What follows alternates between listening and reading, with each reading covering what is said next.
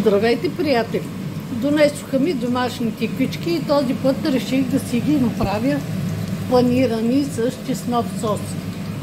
Първо си ги нарязах на тънки ленти, които посолих, повалях в брашно, след това потапям в разбитото яйце и пържа в сгорещена маслена баня. След като изпържа от двете страни до златисто, изваждам върху кухненска хартия, за да се изцедят.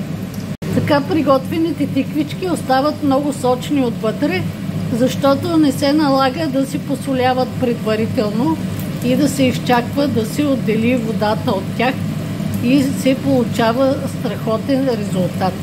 Сега ще си приготвя чесновия сос, като слагам съвсем малко чесън, колкото за аромат, и го скълцвам хубаво с малко сол. Добавих равни части майонеза и кисело мляко. На буженци използвам, което е с по-висок процент и е по-гъсто, защото предпочитам соса ми да е с добра плътност. И сега ще разбия до еднородна смес, за да няма бучки.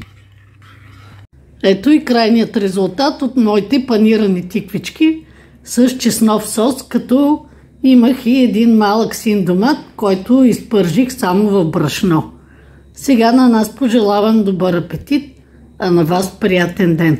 Ако моите рецепти ви харесват, може да се абонирате за канала ми и като натиснете камбанката ще получавате известия за новите ми видеа.